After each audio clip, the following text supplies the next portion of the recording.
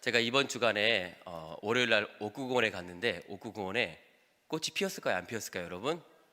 네, 월요일에는 안 피었습니다. 근데 아마 오늘 가면 아마 많이 피었을 것입니다. 꽃이 이렇게 활짝 피어나는 계절이 되었는데 우리 옆 사람들과 인사하실 때 이렇게 인사했으면 좋겠습니다. 꽃이 피어나듯 활짝 피어나시기 바랍니다. 인사하겠습니다.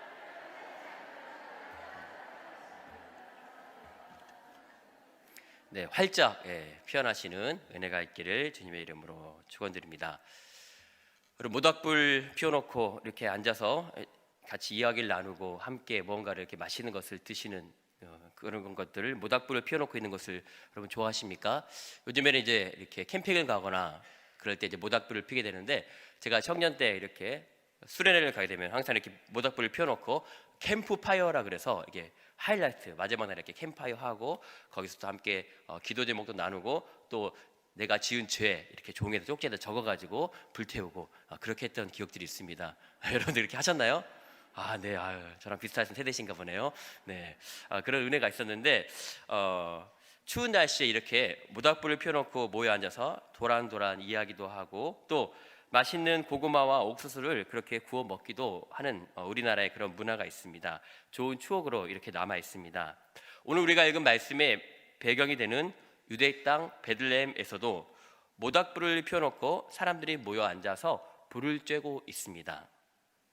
우리가 알다시피 예루살렘은 사막 지역입니다. 즉 사막 지역의 특성상 낮의 온도와 밤의 온도 차이가 심합니다. 온도 차이가 많이 나는 것입니다. 그래서 낮에는 굉장히 덥지만 밤에는 춥습니다.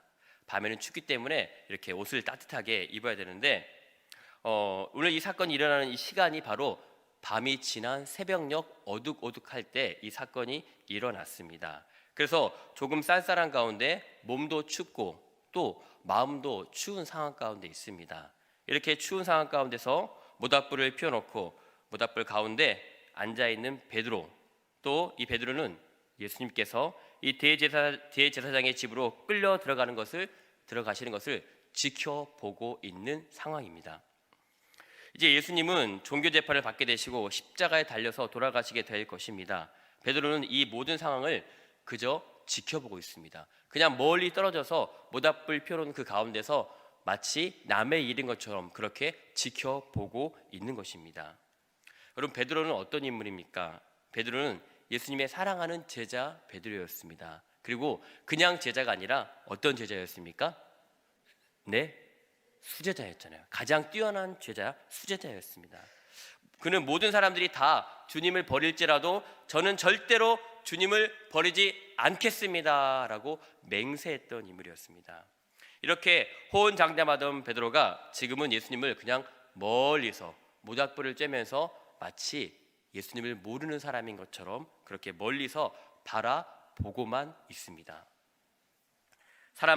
군중들은 지금 대제사장의 집 뜰 안에 모여 있습니다. 옹기종기 모여 있는 사람들은 모닥불을 피우며 따뜻한 불 주위에 앉아서 사태의 추이를 지켜보고 있습니다. 저 예수라는 사람이 이제 어떻게 될 것인가 사람들은 지켜보고 있는 것입니다. 베드로도 타오르는 모닥불 주위에 사람들 틈 속에 들어가 지금 앉아 있습니다. 이 베드로는 지금 날씨가 추워서 추위를 피하기 위해서 들어간 것이 아니었습니다. 베드로가 이 모닥불 사이에 앉아 있는 것은 다른 이유가 있었습니다. 그것은 바로 베드로 자신을 감추고 싶었습니다. 자기 자신을 숨기고 싶었습니다. 불 피우는 무리 속에 섞여서 자신이 예수님의 제자임을 드러내고 싶지 않았던 것입니다. 그런데 대제사장의 하녀가 어두운 이 뜰에서 베드로를 알아보았습니다. 그가 베드로라는 것을, 예수님의 제자라는 것을 알아보았습니다. 그래서 그를 빤히 노려보았습니다. 그리고 말합니다. 이 사람도 그와 함께 있었어요. 이 사람도 나사렛 예수와 함께 있었어요. 베드로는 당황합니다. 자신은 숨어서 조용히 예수님이 어떻게 되시는지 그냥 그렇게 지켜보고 싶었는데 갑자기 한 여인이 베드로를 알아보고 말았습니다. 베드로는 너무 놀라서 순간적으로 거짓말을 합니다. 위기를 모면하기 위해서. 여보시오, 나는 그를 모르. 여보시오, 나는 그를 모르. 이런 베드로의 모습이 우리 가운데도 있지 않습니까? 순간적으로 위기를 모면하기 위해서 거짓말을 한다는 것입니다. 베드로는 예수님께서 잡히시기 전에 분명 내가 주와 함께 죽겠습니다. 내가 주와 함께 죽겠습니다. 이렇게 말했습니다. 그런데 막상 그 자리에 가니 두려워서, 너무나 두려워서 베드로가 잡혀서 죽을까 두려워서 그냥 불이나 쬐고 있습니다. 모닥불 가운데 앉아서 그냥 불이나 쬐고 있는 것입니다. 이전의 모습과 너무나 달라진 베드로의 모습을 우리는 볼 수 있습니다. 조금 뒤에 또 다른 사람이 베드로를 알아보면서, 그가 예수님의 제자인 것을 알아보면서 말합니다. 당신도 그들과 한패요. 당신도 그 무리 중에 한 사람이지 않소. 베드로는 점점 더 불안해집니다.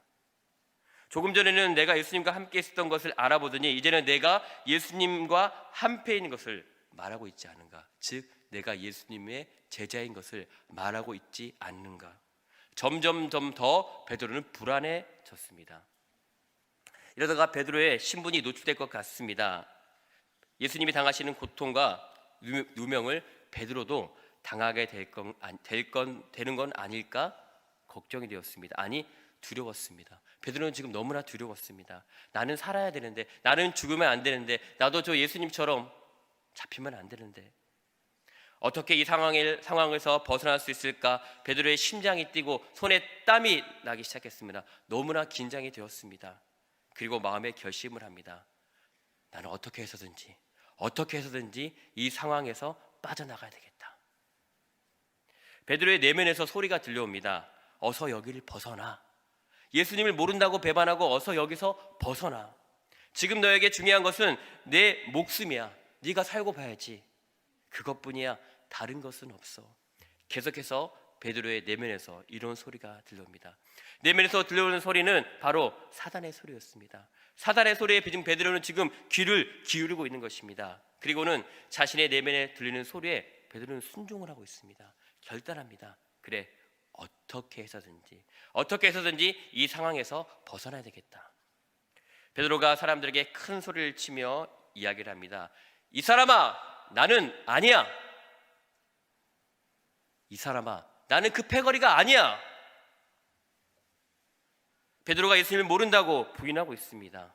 생명의 위협을 느끼자 베드로는 나약해져 버렸습니다. 생명의 위협 앞에서 베드로는 그의 믿음이 나약해져 버렸습니다.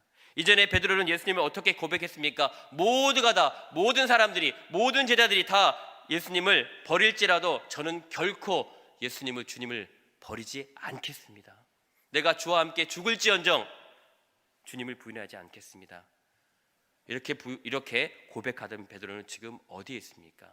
그리고 베드로는 지금 무슨 말을 하고 있습니까? 예수님께서 분명히 말씀하셨습니다. 내가 진실로 내게 이르노니 오늘 밤 닭 울기 전에 내가 3번 나를 부인하리라. 예수님이 베드로에게 말씀하셨습니다. 그런데 베드로는 예수님의 말씀에 귀담아 듣지 않았습니다. 예수님 무슨 말씀이십니까? 모든 사람들이 예수님을 부인해도 저는 절대 부인하지 않겠습니다.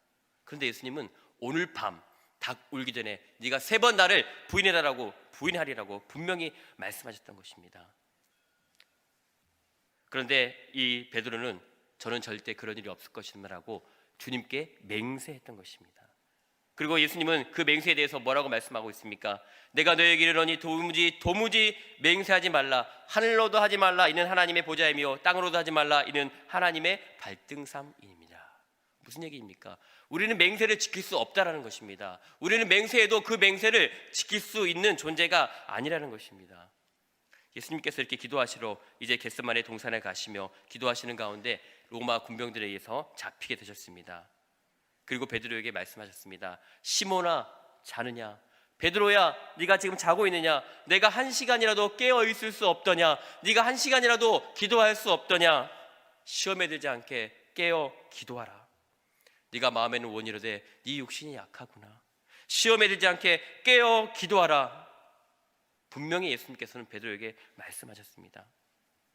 예수님께서는 베드로가 부인할 것을 알고 계셨습니다. 그래서 그에게 예언하였던 것입니다. 그리고 예수님은 겟세마네 동산에서 기도하시면서 베드로에게 시험에 들지 않도록 깨어 기도하라고 말씀하셨습니다.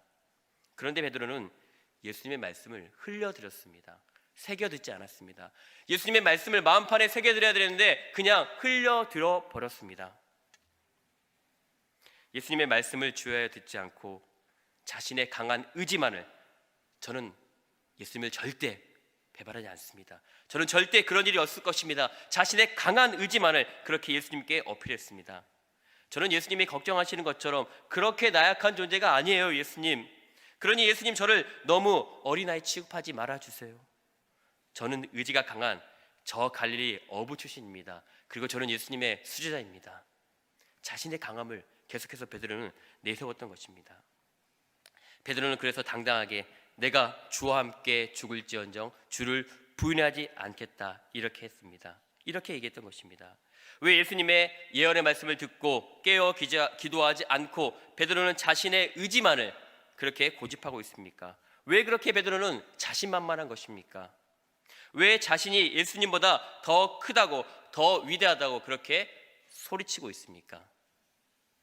예수님께서 베드로에게 분명히 오늘 밤, 내일 밤도 아닙니다. 오늘 밤 닭 울기 전에 네가 3번 나를 부인하리라고 구체적으로 부인할 숫자까지 그렇게 말씀해 주셨습니다. 그런데 베드로는 주님의 말씀을 가볍게 여겼습니다. 하나님의 말씀을 이렇게 가볍게 여겨도 되는 것입니까? 하나님의 말씀은 들어도 그만이고 듣지 않아도 그만인 것입니까? 예수님은 베드로의 연약함을 분명 아셨기 때문에, 너무나 잘 아셨기 때문에, 베드로가 연약하다는 것을 너무나 잘 아셨기 때문에 그에게 충고하셨습니다. 예수님은 또한 우리의 연약함을, 저와 여러분의 연약함을 너무나 잘 아시기 때문에 우리에게 충고하고 우리에게 말씀하고 계십니다. 시험에 들지 않게 깨어 기도하라. 근신하고 깨어라. 너희 대적 마귀는 우는 사자같이 두루 다니며 삼킬 자를 찾나니. 그날에 이르러 그들이 신랑을 빼앗기리니 그날에는 금식할 것이라. 성경의 여러 부분에서 우리가 깨어 기도하고 우리가 늘 기도로 준비해야 될 것을 말씀하고 계십니다. 그렇습니다. 우리는 기도하지 않고 살아갈 수 없습니다. 우리는 기도해야 시험에 들지 않습니다. 기도해야 넘어지지 않습니다. 기도해야 하나님의 뜻을 알게 됩니다. 기도해야 하나님의 뜻을 알게 되고 순종하게 되는 것입니다. 여기 모여서 예배드리는 우리 모든 좋은교회 성도님들, 늘 깨어 기도하시기를 주님의 이름으로 축원드립니다. 너무 분위기가 진지하셔가지고 제가 설교를 하는데 듣고 계시는 건지 주무시는 건지 알 수가 없어가지고. 베드로는 깨어 기도하지 않으면서 주님의 말씀에 콧방귀를 뀌었던 것입니다. 주님이 틀렸다라고 그렇게 말씀했던 것입니다. 자신이 그러면서 수제자라고, 내가 수제자 베드로라고, 내가 주님과 함께 3년 동안 동고동락하면서 주님의 기적과 이 놀라운 이적을 보았으며 주님이 가르치시는 말씀을 너무나 많이 들었습니다. 그래서 저는 신앙이 너무나 좋습니다라고 그렇게 장담하고 있는 것입니다. 그런데 여러분, 신앙이라는 게 그런 것입니까? 내가 예전에 말씀을 많이 들었기 때문에, 내가 예전에 기도를 많이 했기 때문에, 내가 예전에 예수님과 함께 다녔기 때문에 나는 결코 넘어지지 않습니다. 나는 신앙이 좋습니다. 나는 예수님 수제자였기 때문에 항상 수제자로서의 그런 자격을 가지고 있습니다 라고 말할 수 있습니까? 그렇지 않습니다. 그 어느 누구도 신앙에 대해서 자신할 수 없는 것입니다. 그래서 신앙은 항상 현재형인 것입니다. 현재 나의 신앙이 어떠한가? 1년 전에 과거에 내 신앙이 이랬다, 내가 이렇게 위대했다, 내가 이렇게 기도도 많이 했다, 내가 이렇게 말씀을 많이 보았다, 그것이 중요하지 않다는 것입니다. 중요한 것은 지금 바로 오늘 내 신앙이 어떠하냐 하는 것입니다. 베드로는 자신을 너무 몰랐습니다. 몰라도 자기 자신을 너무 몰랐습니다. 그래서 자신이 완전한 사람이라고 생각했습니다. 우리도 이런 착각 속에서 살아가고 있지는 않습니까? 나는 나 자신을 스스로 통제할 수 있고, 나는 기도하지 않아도 얼마든지 잘 살 수 있고, 나는 하나님의 말씀에 순종하지 않아도 내 뜻대로 얼마든지 잘 살 수 있다, 이렇게 생각하고 있지는 않습니까? 나는 베드로처럼 그렇게 연약한 사람이 아니다, 연약한 인간이 아니다라고 스스로 위안하고 있지는 않습니까? 교만한 인간의 모습에 대해서 성경에서는 이렇게 말씀하십니다. 잠언 16장 18절의 말씀인데요, 교만은 패망의 선봉이요 거만한 마음은 넘어짐의 앞잡이니라. 교만이란 게 무엇입니까? 하나님을 떠나 있는 것이 교만입니다. 하나님의 말씀을 떠나 있는 것, 그리고 하나님을 떠나서 하나님 없이 우리가 살아갈 수 있다라고 생각하는 것 자체가 교만이다라고 성경에서 우리에게 말씀하고 계십니다. 하나님의 말씀하실 때 우리는 분명 들어야 됩니다. 베드로처럼 직접적으로 그렇게 예수님이 말씀하실 수도 있습니다. 또 예언의 말씀을 하지 않으셔도 성경 말씀을 통해서 우리에게 수없이 말씀하시는데 우리는 이 하나님의 말씀을 새겨 듣지 않는 것입니다. 성경에서는 우리 인간에 대해서 어떠한 존재라고 이야기하고 있습니까? 완전한 존재라고 이야기하고 있습니까? 절대 그렇지 않습니다. 우리는 불완전하다라고 이야기합니다. 그래서 성경에서는 의인은 없나니 하나도 없고 모든 사람이 죄를 범하였음에 하나님의 영광에 이르지 못하였다 말씀하고 있습니다. 우리 인간은 그래서 하나님을 떠나서 살아갈 수 없는 존재입니다. 여러분 이것을 인정하십니까? 하나님을 떠나서는 살아갈 수 없는 존재인 것입니다. 하나님 안에 거할 때에만 우리의 불완전이 바로 채워지는 것입니다. 예수 그리스도 안에서 우리의 불완전한 모든 것이 다 채워지는 것입니다. 그래서 예수님은 이 베드로의 연약함을 아셨기에 우리의 연약함을 아셨기에 깨어 기도하라고 말씀하고 계십니다. 깨어 기도하는 가운데 걸려 넘어지지 말라고 말씀하십니다. 우리가 깨어 기도하지 않으면 우리는 걸려 넘어지기 쉽기 때문입니다. 깨어 기도하는 가운데 주님의 말씀을 듣는 가운데 자세히 주의하여 지혜 없는 자같이 하지 말고 오직 지혜 있는 자같이 하여 세월을 아끼라. 때가 악하니라. 그러므로 어리석은 자가 되지 말고 오직 주의 뜻이 무엇인지 분별하도록 하라. 에베소서 5장 15절에 우리에게 말씀하십니다. 우리는 분명 기도하면서 하나님의 뜻을 분별해야 할 것입니다. 우리는 하나님의 말씀 가운데 가면서 예배 가운데 있으면서 하나님의 뜻이 무엇인가 우리는 분명 분별할 수 있어야 할 것입니다. 그런데 베드로는 지금 자신의 연약함 가운데 모닥불을 쬐고 있습니다. 연약함 가운데 불을 쬐고 있습니다.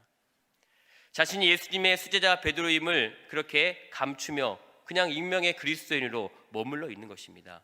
모닥불 가운데 앉아 있으면서 사람들은 자신을 알아보지 못할 것이라 그렇게 생각했습니다. 베드로는 그저 숨고 싶었습니다.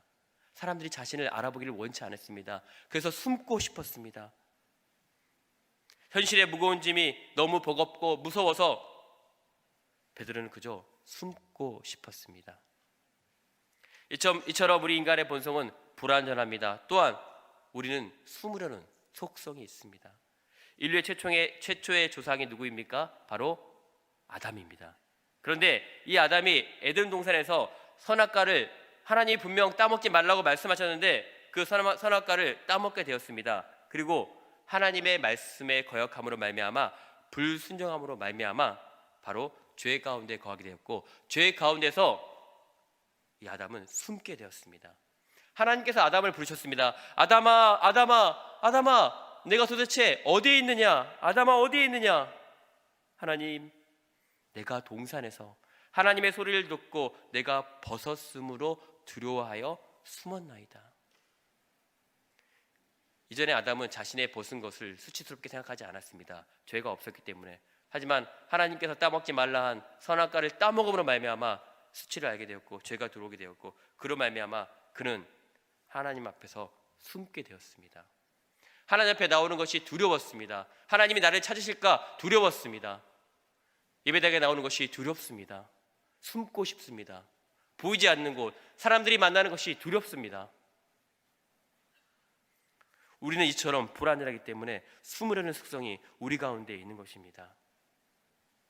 다시 본문의 상황으로 들어가 보도록 하겠습니다. 1시간쯤 지났을까요? 또 한 사람이 베드로를 알아봅니다.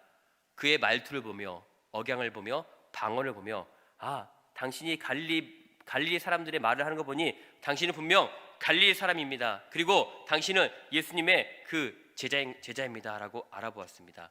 그리고 저기 대제사장의 뜰에 손발이 묶여 잡혀있는 예수님과 함께 있었던 사람임을 강하게 그렇게 주장하게 되었습니다. 베드로는 그 사람들보다 더 강하게 더 큰 목소리로 부인하였습니다. 나는 그 사람을 알지 못합니다. 나는 그 사람을 알지 못합니다. 그 사람은 누구를 가리키고 있는 것입니까? 바로 예수님을 가리키는 것입니다. 어떻게 베드로가 예수님을 그 사람이라고 표현할 수가 있습니까? 어떻게 수제자 베드로가 예수님을 그 사람이라고 표현할 수가 있습니까? 나는 그 사람을 알지 못합니다. 나는 그 사람과 아무런 상관이 없습니다. 나는 그 사람이 오늘 처음 보는 사람입니다. 그 사람, 베드로가 예수님을 가리켜 그 사람이라고 표현하고 있습니다. 어떻게 예수님을 그 사람이라고 마치 자신과 아무런 아무런 연관성이 없는 사람처럼 그 사람이라고 말하고 있습니다. 베드로에게 예수님 자신은 아무도 관계없는 사람이 아니었습니다. 그런데 베드로는 지금 예수님을 그렇게 아주 가벼운 존재로 여기고 있는 것입니다. 저와 여러분도 혹시 예수님을 그냥 가볍게 외면해 버리고 있지는 않습니까? 나의 유익을 위해서 주님을 모른다 하지는 않습니까? 내가 필요할 때는 간절히 찾지만 내가 필요 없을 때는 쿨하게 그렇게 주님을 신경도 안 쓰고 마치 예수님이 계시지 않는 것처럼, 마치 예수님이 없는 존재처럼 그렇게 대하고 있지는 않습니까?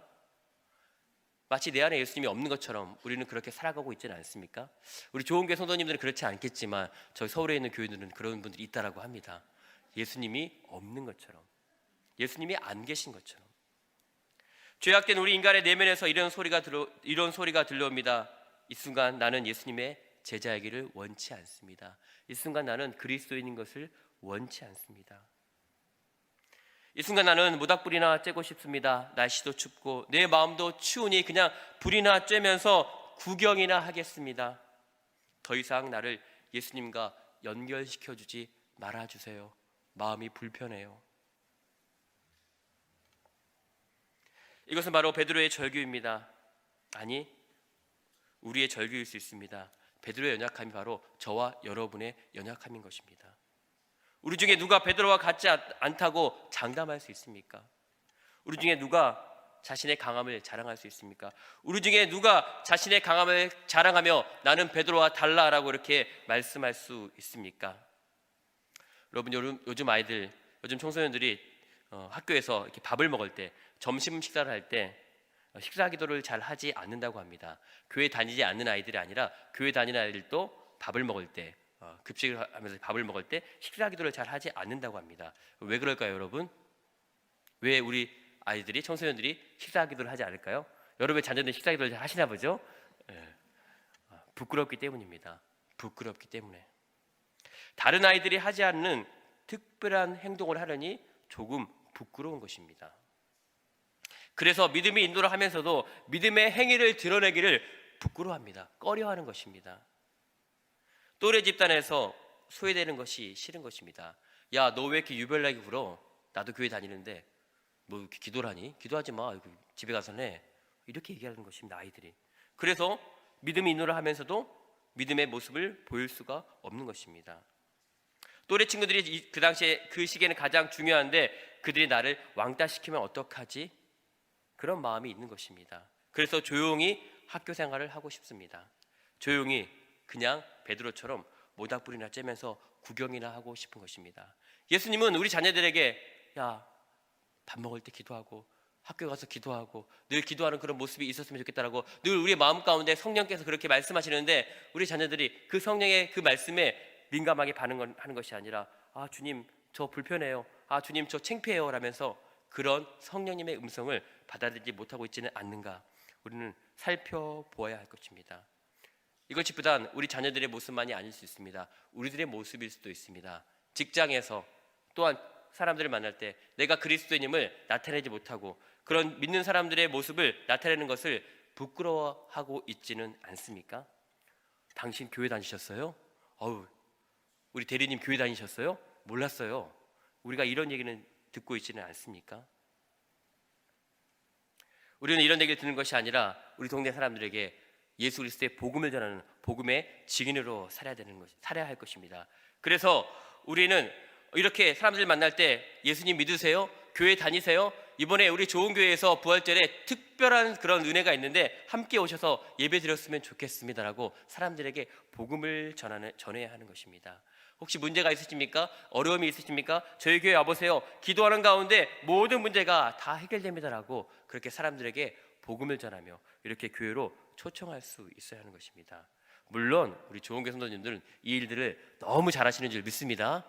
아멘. 네. 그래서 우리가 부활주일 이제 장결자나 또 태신자들이 이렇게 스티커를 붙여가면서 이름을 적어가면서 그들을 위해서 기도하고 함께하는 가운데 여러분 이 귀한 잔치에 동참하는 은혜가 있기를 주님의 이름으로 축원드립니다.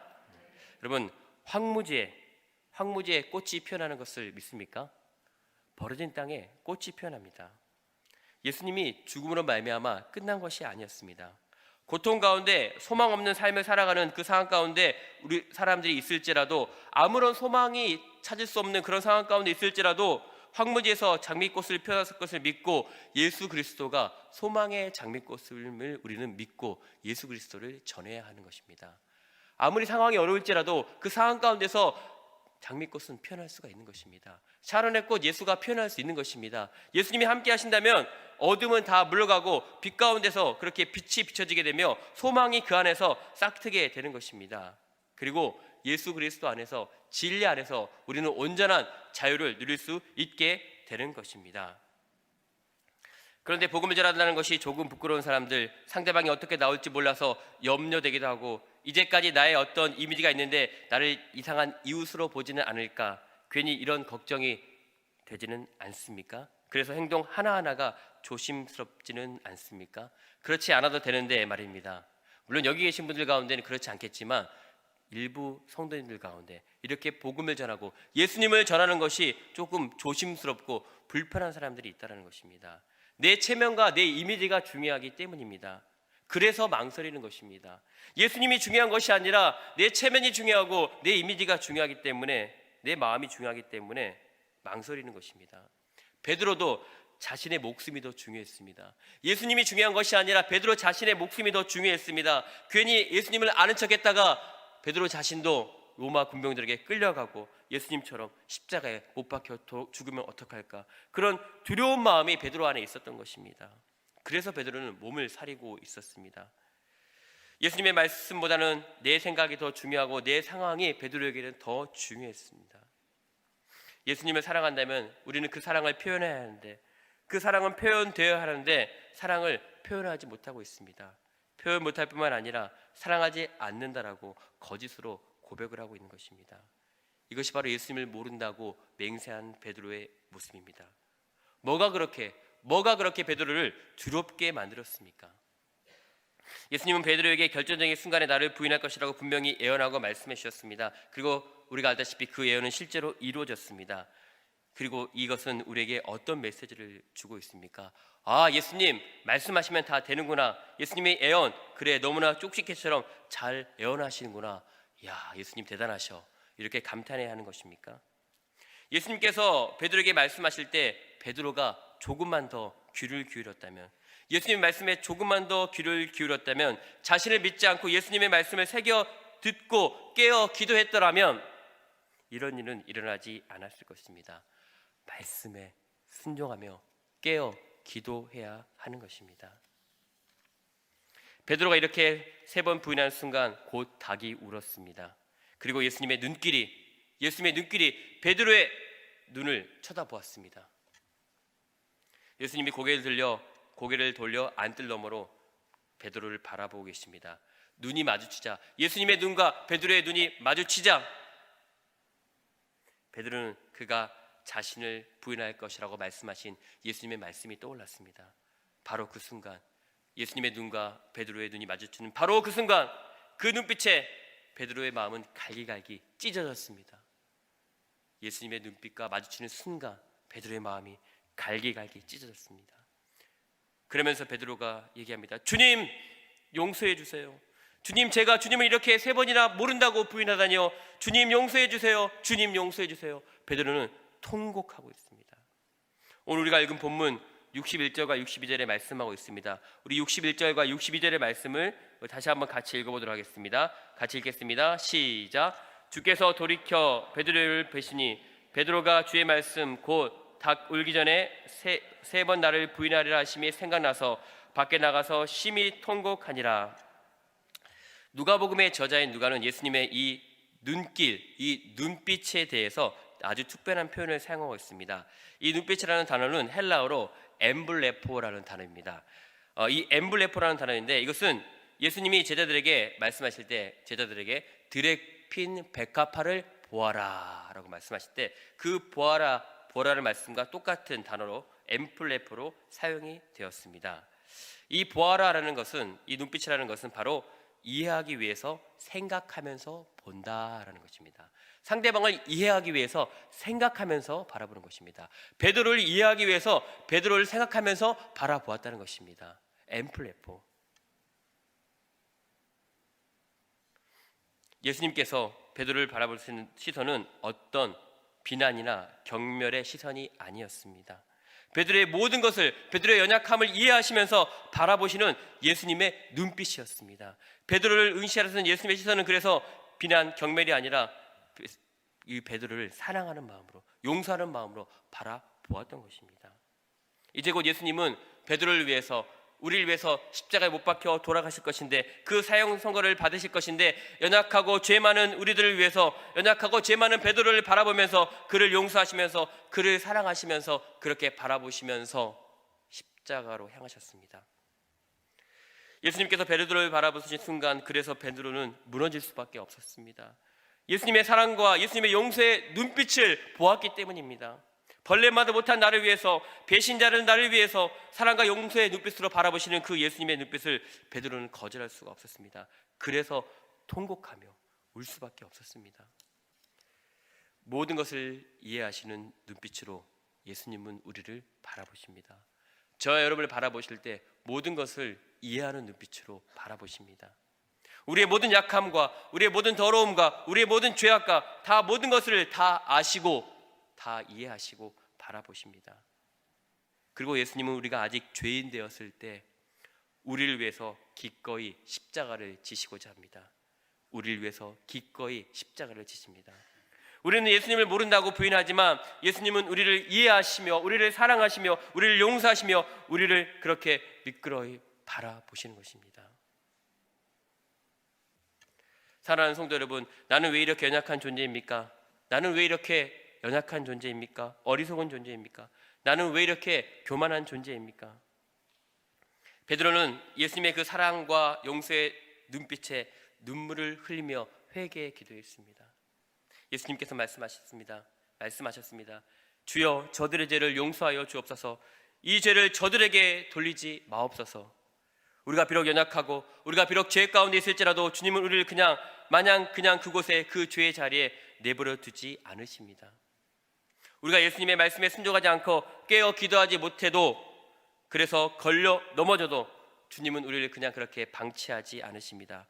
엠플레포, 예수님의 눈빛, 그 시선으로 우리를 응시하십니다. 우리를 바라보십니다. 그리고 다시 용서하시며 다시 사랑의 눈빛으로 우리에게 손을 내미시는 것입니다. 나와 함께 가자. 나와 함께 이 길을 걸어가자. 다시금 일어나라. 불완전한 존재인 것을 우리가 불완전한 존재인 것을 너무나 잘 아시기 때문에 예수님은 우리를 붙잡아 주시는 것입니다. 그래서 우리는 주님의 도우심이 없이는 넘어질 수밖에 없는 연약한 존재입니다. 사랑하는 좋은교회 성도 여러분, 우리가 너무나 부족하기 때문에 우리는 예수님의 도우심을 구하며 성령의 도우심을 구하며 기도해야 되는 줄 믿습니다. 사단은 그렇지만 우리가 기도하지 못하게 방해합니다. 네가 그렇게 죄를 지었는데 어떻게 하나님 앞에 나와서 기도할 수 있니? 너 같은 인간이 어떻게 하나님 앞에 나올 수 있어? 사단은 이렇게 우리가 하나님의 앞에 나오지 못하도록 우리의 마음 가운데 이런 마음을 심어주는 것입니다. 나는 안 돼. 나는 하나님 앞에 용서받을 수 없어. 하지만 이것이 사단의 전략입니다. 우리가 기도하지 못하게 하는 것입니다. 우리가 하나님 앞에 나오지 못하게 하는 것입니다. 우리가 어떠한 상황 가운데 있을지라도 중요한 것은 그래도 하나님 앞에 나와야 하는 것입니다. 그래도 기도해야 하는 것입니다.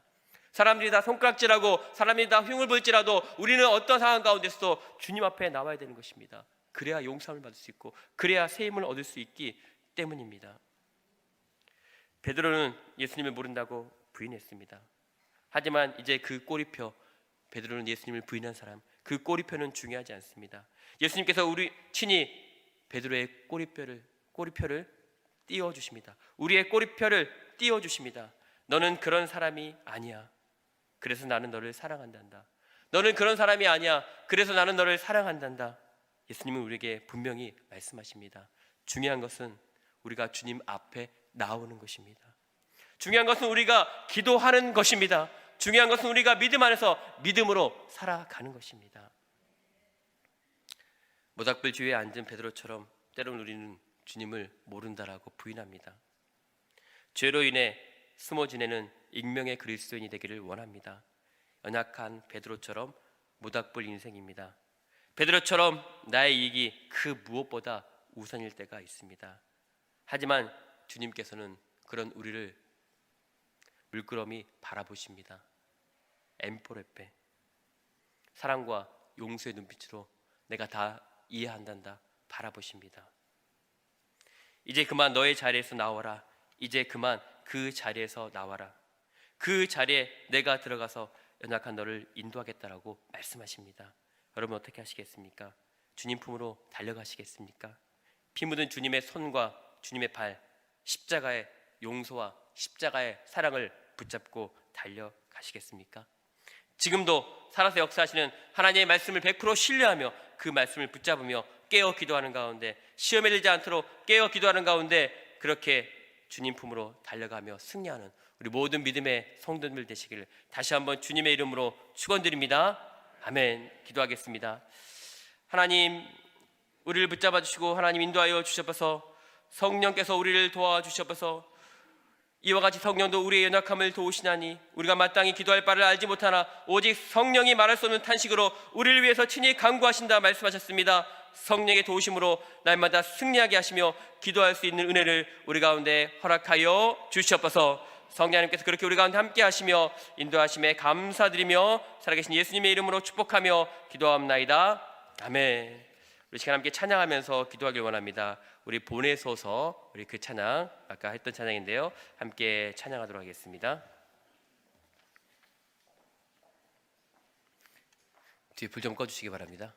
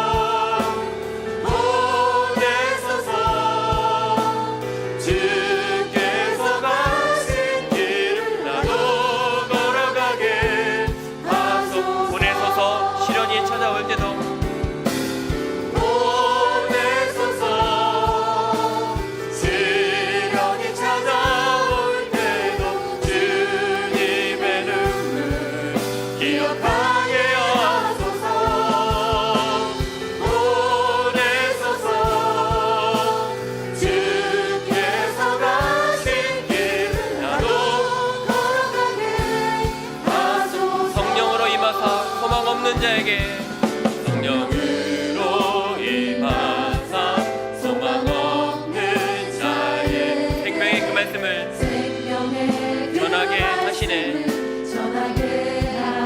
목자 없는 양같이 방황하는 저들에게 주의 사랑 전하게 하소서. 주의 사랑 전하게 하소서.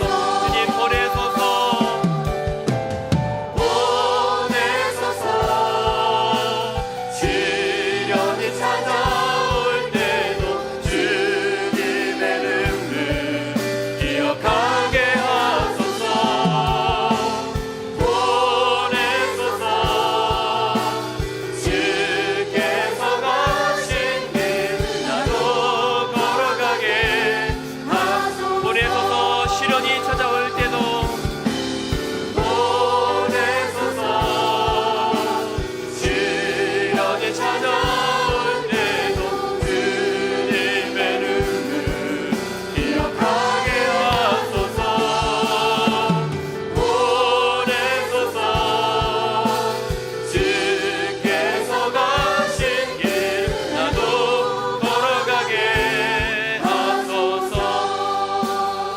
함께 기도하실 때 주님 우리에게 기도할 수 있도록 하나님 인도하여 주셔서 우리 연약함을 다 내려놓고 성령 하나님을 의지하며 깨어 기도하게 하여 주셔서 주님의 사랑과 주님의 용서의 눈빛을 바라보며 다시금 일어날 수 있도록 주여 인도하여 주시옵소서.